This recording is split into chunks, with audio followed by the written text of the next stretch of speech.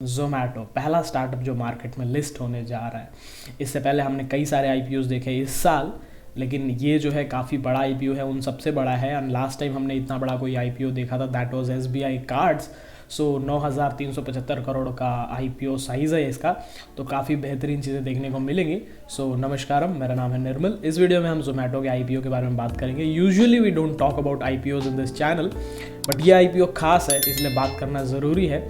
सो जोमैटो खास क्यों है, उसकी बड़ी मेन रीज़न ये है कि पहले तो इसका आईपीओ साइज़ ही खुद बड़ा है, फिर ये जो है एक लॉस मेकिंग कंपनी है जो आईपीओ लॉन्च कर रही है। Then it is startup, tech based startup, food एक एप्लीकेशन बेस्ड कंपनी है जो कि इतने बड़े लेवल पे आ चुकी है, इतनी तगड़ी वैल्यूएशन लेकर के आई है। And then one more thing that is क्या कि this is going to be the pathway for new startups. आने वाले समय में हमें जो है कई सारे स्टार्टअप्स लिस्ट होते हुए देखने को मिलेंगे। अभी एक्सपेक्टेशंस हैं पेटीएम की। सो this is a pathway, this is like a new way craving into it, जो नया रास्ता बना के दे रहा है बाकी लोगों के लिए। So this is what is going to happen with Zomato. So let me tell you, Zomato के आईपीओ में बहुत सारी चीज़ें खास होने वाली हैं। सो अगर हम इसके बिडिंग डेट्स की बात करें तो 14 to 16 जुलाई की डेट्स हैं, प्रोबेबली वेंसडे से 3 दिन का आपको टाइम मिलेगा। इसका जो प्राइस बैंड है वो भी काफ़ी होशियारी से काफ़ी कम रखा गया है, 72 से 76 रखा गया है। And yes, there is a listing gain, definitely there is going to be listing gain. अगर ग्रे मार्केट प्रीमियम की बात करें तो अभी करंटली आपको 14 से 15 रुपये एक्सपेक्टेशन चल रही है ग्रे मार्केट में, and which is around 20% of the upper price band 76 के हिसाब से। तो definitely there is grey market premium. अब मेरा क्या ओपिनियन है मैं आपको वीडियो के एंड में बताऊंगा, सो स्टे देयर। छोटी सी वीडियो, ज़्यादा लंबी बनाने की कोशिश नहीं करूँगा मैं। एंड लिस्टिंग डेट की बात करें तो 27 जुलाई की लिस्टिंग डेट निकल करके आई है, तो तब तक आपको प्रॉफिट ग्रेन डेफिनेटली मिल जाएगा 10 दिन के अंदर अंदर। Price range I already told you, lot size is 195 share, so एक लॉट में 195 शेयर्स आपको मिलेंगे। 14,040 रुपये आपको मिनिमम इन्वेस्टमेंट करना पड़ेगा। And the issue size is 9,375 crores. I already told you, out of which 9,000 crores is a fresh issue. That is a good thing कि आपको fresh issue बड़ा चंक देखने को मिल रहा है। 375 करोड़ जो है वो OFS है। OFS में क्या होता है कि पुराने इन्वेस्टर्स जो प्रमोटर्स हैं वो अपने शेयर्स बेच के कंपनी से बाहर निकलते हैं। So the major investor that is selling its stake is Info Edge India limited, जो है कि काफ़ी शुरू से इस कंपनी में इन्वेस्टेड है, तो वो अपना स्टेक बेच रहे हैं। Earlier they were about to sell 750 crore, but उन्होंने जो है इस पर रुकने का विचार किया और 375 करोड़ ही बेच रहे हैं। So that is all about this thing.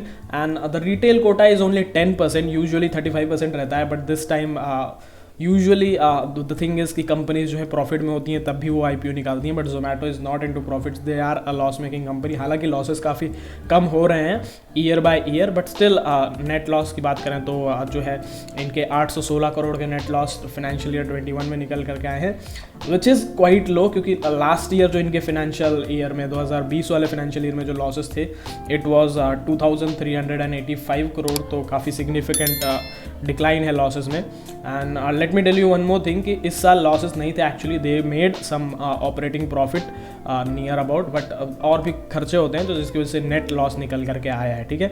That is why the retail quota is only 10%, और यही रीज़न है कि काफ़ी सारे रिटेल इन्वेस्टर्स में इसकी जो है धरपकड़ के लिए काफ़ी सारे लोग जो है इसमें अप्लाई करने वाले हैं इस आईपीओ में। और probably what I believe is कि 100 टाइम्स के आसपास जो है ओवर सब्सक्राइब होना चाहिए।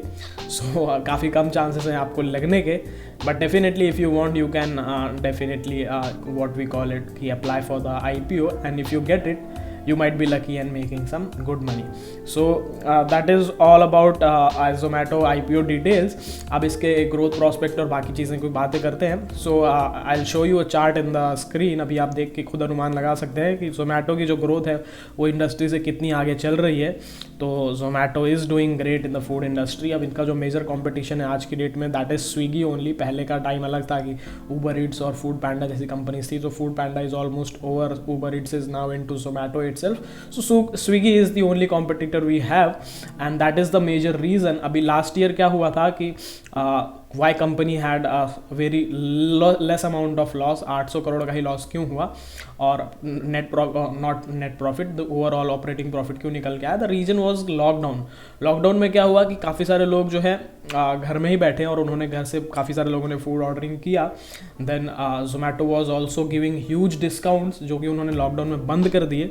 सो डिस्काउंट कम करने की वजह से जो है उनके खर्चे कम हो गए, प्लस ऑर्डर्स ज़्यादा आने की वजह से उनका सेल्स बढ़ गया। दैट इज़ वाई जो है उन्होंने काफ़ी अच्छा बिजनेस किया last year. But we can expect this thing कि जो लॉकडाउन है ये हमेशा तो नहीं चलने वाला। So probably next year this thing is not going to happen. So situation कुछ अलग हो सकती है अगले साल, तो उन सब चीज़ों को कंसिडर करते हुए ही आप इन्वेस्ट कीजिएगा। वैल्यूएशन के लिहाज से कंपनी की जो पी की बात तो कर ही नहीं सकते because company is not into profit. Debt की बात करेंगे तो डेट तो नहीं है, क्योंकि द गुड थिंग इज़ कि कंपनी जो है शुरू से एक स्टार्टअप थी। अगर कंपनी की हिस्ट्री, छोटी सी हिस्ट्री एक लाइन में आपको बताने की कोशिश करता हूँ। द थिंग इज़ कि दो लोगों ने मिलकर कंपनी शुरुआत किया था। उन्होंने नाम रखा था फूडी बे, और उन्होंने जो है बेसिकली शुरुआत कुछ ऐसी थी कि शुरू में वो लोग जो है सिर्फ रेस्टोरेंट के मेन्यू कार्ड्स प्रोवाइड करते थे, फिर धीरे धीरे चीज़ें ऐड होती चली गई। उन्होंने जो है और टेबल बुकिंग शुरू कर दिया, फिर रेस्टोरेंट को कनेक्ट करना शुरू किया, फिर डिलीवरी शुरू कर दी, और आज की डेट में काफ़ी बड़ा बिजनेस हो गया है इनका।